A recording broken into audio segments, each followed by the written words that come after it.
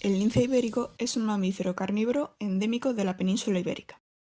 Este felino alcanza unos 40 o 50 centímetros de altura a la cruz y pesa entre 7 y 15 kilos aproximadamente, siendo los machos de mayor tamaño que las hembras. Son animales solitarios y territoriales, de hábitos generalmente nocturnos y crepusculares. El lince ha estado al borde de la extinción hace apenas 20 años, siendo hoy en día un ejemplo mundial de recuperación de una especie. Pero ¿cómo ha llegado a la situación actual y cuáles son sus efectos sobre las zonas que coloniza? Las 4 especies de lince que existen actualmente en el planeta surgieron de un antepasado común, conocido como Lynx isiodorensis, que habitó en la península ibérica. Los restos óseos sugieren que este antepasado de los linces ya estaba adaptado a la caza de conejos. Aunque actualmente el lince ibérico es la especie de lince que tiene una distribución más escasa, en el Pleistoceno llegó a extenderse por el sur de Francia, llegando hasta el sur de Italia.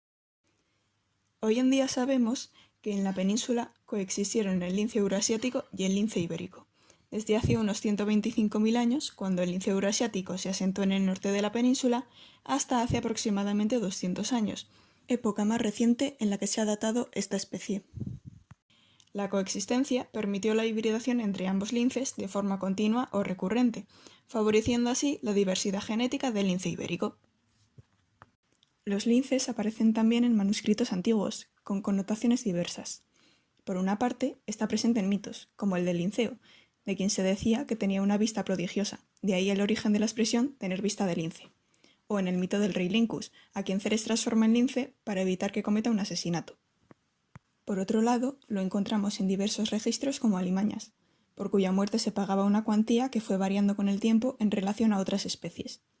Encontramos referencias al lince especialmente entre los siglos XV y XIX, cuando se hablaba de lobo cerval y gato cerval, descritos como animales más pequeños que un lobo y con la piel parecida a un tigre, salpicada de manchas, siendo el lobo cerval de mayor tamaño que el gato cerval. El mismo nombre de lobo cerval implica una carga simbólica negativa, al asociarlo con el lobo, aunque con el tiempo se le fue quitando importancia como animal dañino. Así, su muerte pasó de pagarse por la mitad de precio que un lobo y 4 veces más que un zorro, a pagarse igual que las jarduñas, tejones y las crías de zorro. Entre 1674 y 1760 hay registros del lince en la Sierra de Alcubierre. También lo vemos en algunas pinturas de Goya, terminando el siglo XVIII, y hay menciones a su presencia en 5 villas en 1955. Las últimas citas de linces en Aragón llegan hasta los años 80 en Huesca, Teruel y Zaragoza. Existen incluso citas esporádicas más recientes. Con el paso de los años, los linces fueron cayendo en el olvido, hasta que, en 1979, Félix Rodríguez de la Fuente redescubrió al lince ibérico en su programa El hombre y la tierra, con un capítulo titulado El último lince. Con este documental, presentó el lince a la sociedad de una forma completamente nueva, como un patrimonio único al borde de la desaparición, resignificando así la especie tal y como la conocemos hoy en día. Como vemos, la percepción sobre el lince ha variado enormemente a lo largo de los siglos. Desde un ser mitológico, una temida alimaña, un pequeño depredador sin demasiada importancia, o un ser fantasmagórico que apenas nadie recuerda ni sabe qué es, a una especie bandera, un símbolo que hemos hecho nuestro y del que nos enorgullecemos. Pero veamos qué ha ocurrido con el lince ibérico en las últimas décadas. La población del lince ibérico disminuyó drásticamente hasta el año 2002. Debido a la persecución a la que fue sometido en los últimos siglos, los brotes de mixomatosis y enfermedad vírica hemorrágica, que son 2 epidemias que afectan al conejo, su principal presa, y los cambios del uso de suelo. Se estimaron entonces menos de 100 individuos en libertad en 2 poblaciones aisladas entre sí, una en el Parque Nacional de Doñana y otra en Sierra Morena, ambas en Andalucía. Esta situación implicaba que estuviera catalogado a nivel mundial por la Unión Internacional para la Conservación de la Naturaleza, la UICN, como especie en peligro crítico de extinción. Era sin duda el felino más amenazado del planeta. A partir de ese momento, se promovió una estrategia nacional para su conservación, y empezaron a aplicarse importantes esfuerzos financiados mediante los proyectos europeos LIFE, con la colaboración de ONGs nacionales e internacionales. Se crearon centros de cría en cautividad, se realizaron esfuerzos dirigidos a la gestión del conejo, la disminución del furtivismo, atropellos y otras causas de mortalidad antrópica, se crearon nuevas poblaciones y corredores ecológicos que las conectaban y se llevaron a cabo acciones de sensibilización. Para la recuperación de la especie ha sido importante la colaboración internacional entre España y Portugal, así como el apoyo prestado por el Consejo de Europa y por la UICN a través de su grupo de especialistas en felinos. Debido a la mejora de su situación, desde 2015 el lince ibérico se encuentra catalogado como especie en peligro. Por su parte, en Aragón, el proyecto de reintroducción del lince ibérico se enmarca dentro de dos proposiciones no de ley fechadas en 2017 y 2020. En ellas, las Cortes de Aragón instan al Gobierno a participar en el proyecto Iberlince y a adherirse a la mesa de trabajo para la búsqueda de nuevos enclaves de suelta. Se comprobó que los elementos principales para poder crear nuevas poblaciones de lince son una densidad suficiente de conejo, esencial para la reproducción de las hembras, una cierta calidad de hábitat, que debe tener refugio y superficie suficiente, además de estar poco fragmentado para favorecer la conectividad con otras zonas adecuadas para la especie, y una baja incidencia de enfermedades que afectan a los carnívoros, como el moquillo. Las características del hábitat deben ir acompañadas de una actitud positiva de la población local ante estas reintroducciones, ya que ha demostrado ser un punto crucial para el éxito de las mismas. Este último punto es el motivo por el cual se organizaron las jornadas sobre el lince ibérico en Aragón. Surgieron con el objetivo de divulgar el conocimiento actual sobre la especie, las medidas que han permitido su recuperación y la situación existente en Aragón para poder preparar su reintroducción. En ellas participaron representantes de diversos colectivos sociales, técnicos de las administraciones, investigadores, agentes de protección de la naturaleza, ONGs, cazadores, ganaderos, agricultores y conservacionistas, además de un público general. Las jornadas son parte de un proceso participativo promovido por el Gobierno de Aragón, con el fin de que la población esté bien informada previamente a la reintroducción del lince. Para preparar la reintroducción en Aragón, las administraciones a cargo de su conservación se integraron en el grupo de trabajo del lince ibérico, conformado por los ministerios con competencias en medio ambiente de España y Portugal, comunidades autónomas con presencia de lince o en proceso de posible reintroducción, agentes sociales como la Federación de Caza Española y la Fundación Artemisan, así como instituciones científicas como el Consejo Superior de Investigaciones Científicas, el CSIC. Siguiendo sus directrices, se seleccionaron las zonas con mejores cualidades para la reintroducción del lince, evaluando posteriormente la aceptación social de esta iniciativa, que resultó ser favorable.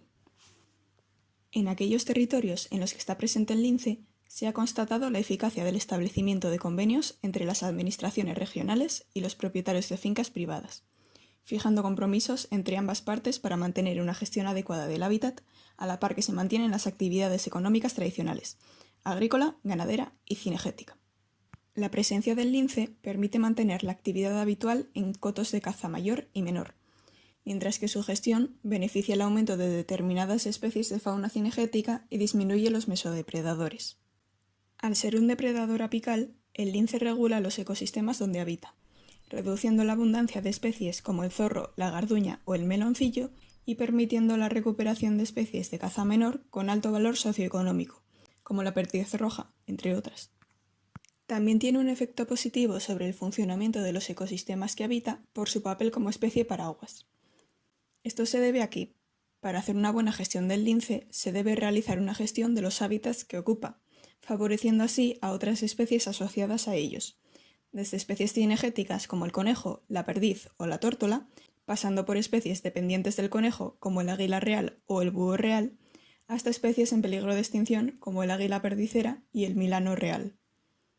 Estos son solo algunos ejemplos bien conocidos, aunque la influencia del lince llega a favorecer incluso a invertebrados, anfibios o determinadas especies de flora. Se ha demostrado que los ataques sufridos por la ganadería son escasos, afectando principalmente a gallineros. Hasta el momento, los ataques registrados en ovino se han dado únicamente sobre corderos, por lo general asociados a rebaños en extensivo sin vigilancia ni protección. Estos ataques pueden evitarse estableciendo medidas de prevención apropiadas.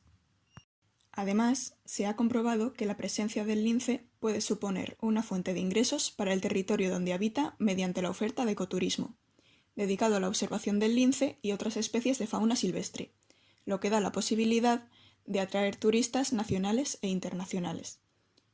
Tampoco debemos olvidar el empleo que las acciones de seguimiento de la especie y gestión de su hábitat generan en el territorio, favoreciendo el desarrollo rural. Hoy en día, la mayor parte de las poblaciones del lince ibérico viven en cotos de caza y propiedades privadas, y las personas con las que comparten el territorio tienen un elevado grado de satisfacción con esta convivencia.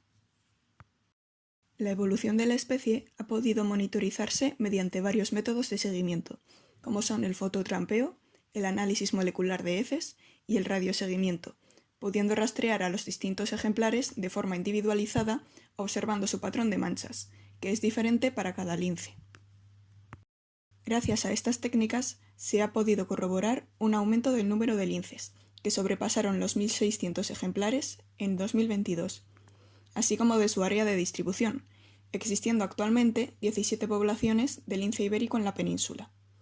Además, también nos aportan información sobre su alimentación, causas de mortalidad o la capacidad de dispersión de los individuos juveniles, que en algunos casos pueden llegar a recorrer cientos de kilómetros cruzando los territorios de varias comunidades autónomas.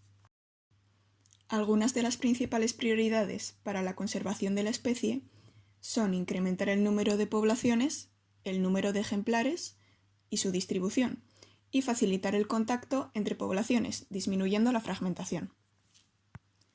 A pesar de los buenos resultados obtenidos hasta el momento, aún debemos ayudar a la especie a fijar nuevas poblaciones y aumentar el número de ejemplares para asegurar su supervivencia a largo plazo, estudiando cómo evoluciona su expansión por la península para conocer la posible problemática que pueda generar, evitando así posibles conflictos con los diversos actores del medio rural.